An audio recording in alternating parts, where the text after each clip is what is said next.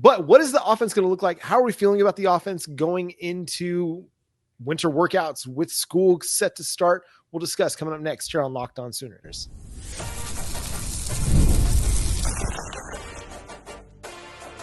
You are Locked On Sooners, your daily podcast on the Oklahoma Sooners. Part of the Locked On Podcast Network, your team every day.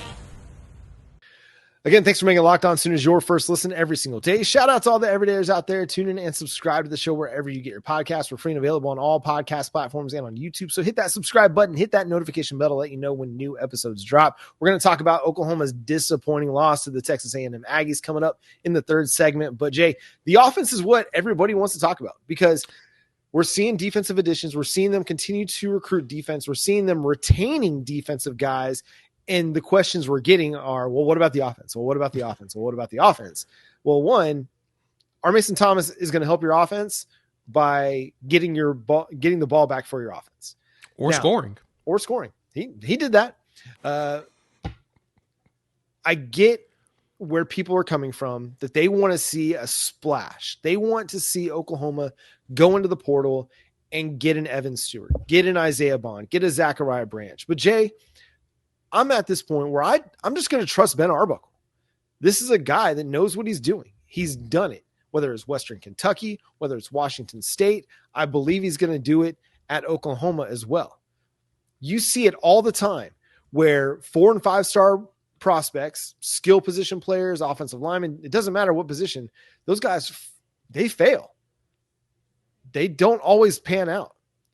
And you see these 3 stars, these unrated guys, these guys that go the JUCO route, that go D2. You see them when they're good enough, find opportunities. And a lot of times, because college coaches can't see every kid in America playing football, the guys just fall through the cracks. They do. And a lot of players they have to go to JUCO sometimes, for other reasons as well. That's one thing I always keep in mind. But John, we got the number 1 player in the transfer portal.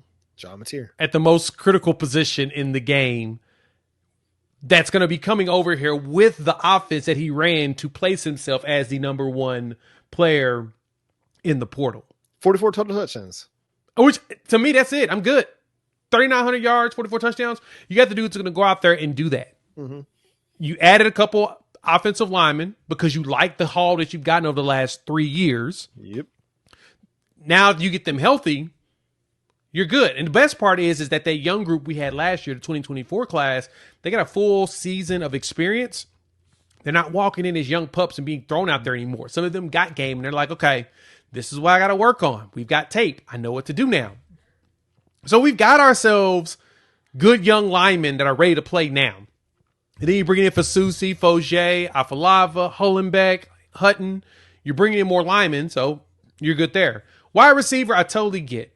I would have liked to have gotten like an Eric Singleton or, of course, or Deuce Robinson. I totally get that part. But as long as John Mateer can get them the ball, I trust that Emmett Jones can figure it out with some players that actually came in here with production. Like I did some of the calculations and stuff from what we were losing and what we've gained. I promise you, we've gained a lot more production than what we lost. Because I think most of the guys that we lost, we didn't get much production from. So because of that, I think we're good when it comes to the wide receiver room going forward. All we need now is for John Mateer really to go out there and play. And it's hard to talk about, John, because we kind of got to see it now. We're at the point of, I just want to see what Ben Arbuckle can do. I want to see what Ben Arbuckle's offense is going to look like. I want to see how creative they're going to get. And we won't know about any of that until spring game. Then we'll get an idea of something to talk about. But then that don't matter until fall camp and Illinois State at the end of August. So for a lot of us, I can try to hype you up on this, but John, it doesn't make any sense. We want to see what Ben Arbuckle's going to do and set up the offense. We want to see John Mateer go out there and produce. And once we see John Mateer produce and throw it to these wide receivers, and you're like, oh, Deion Branch is catching a ball. Zion Kearney's catching some passes. Jaden Gibson's back. He's looking healthy. He's catching some passes. And then you add Giovanni, and then you add Keontez Lewis, right? And you get Isaiah Satania. Then Josiah Martin shows up out of nowhere. So you start getting them to produce. You're like, oh, okay. We do have a pretty solid offense. And I think we can with those guys. But until we see it physically happen, it's going to be tough. Going back to the snap count discussion, Jay, Texas Tech had 4 wide receivers play over 700 snaps last year. That's a bunch.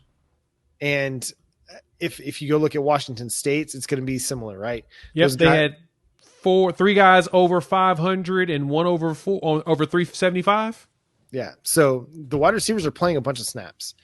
And the thing that is intriguing about this group on offense, aside from John Mateer, aside from the running back room, and really including the running back room, to me, nothing looks guaranteed. Nope.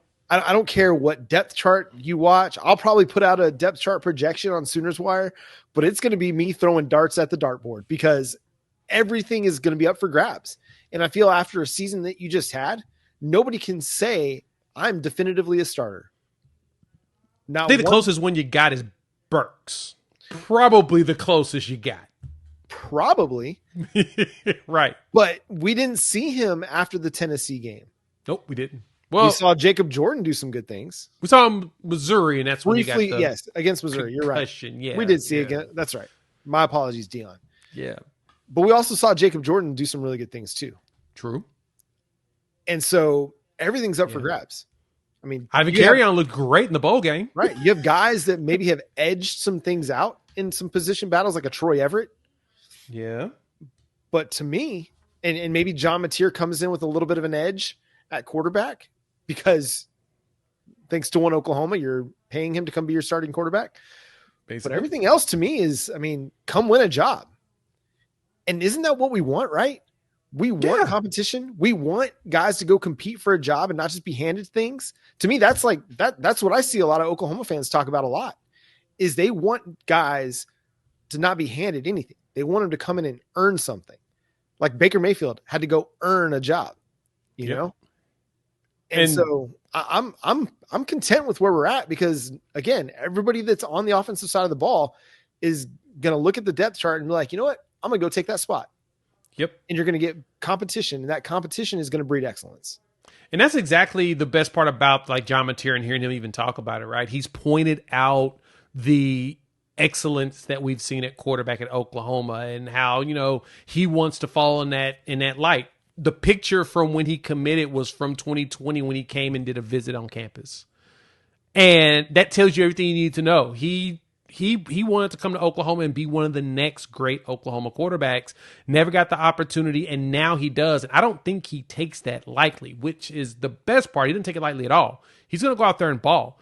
Now, as you mentioned, John, which is perfect, we got to break down a lot of this position group because you probably got 8 dudes at wide receiver that's going to be fighting for roughly 4 spots. Yep. And maybe 3 in a lot of situations because you're going to bring in tight ends here and there. I can totally see in a lot of them circumstances, man, from Deion Burks, Ivan Carrion, Zion Kearney really want to get on the field. Jacob Jordan's going to want to get on the field as well. So is Jaden Gibson. And then you go with everybody else. You've got a lot more bodies than you think. You just need to see them not only be healthy, but actually make it throughout a season. If Burks makes it throughout a season and he becomes John Mateer's favorite target, he's going to end up with like 70 to 80 catches and over 1,000 yards. That's something that can easily happen because of the way that we've seen John Mateer play ball at Washington State. So I'm not stressed about what Ben Arbuckle's doing. I'm not even truly questioning it yet. I'm just ready to see some of the product out there so that I have something to really talk about. Oh, for sure. Everybody's going to have to prove it. Yep. Prove it year. Revenge tour. Prove it year. You got to prove yourself. That's right. From the top down, from Brent Venables to Ben Arbuckle to the offensive staff, everybody's got a lot to prove. We're not sitting here saying Oklahoma's going to have a top 10 offense all of a sudden with all of these additions. I'm just saying give it a chance. Yep. Let the chef go cook the dish before you judge the meal. We're going to talk about a basketball game, Jay. The Oklahoma Sooners had it. They had it. They're this close. Coming up next, John Locked On Sooners.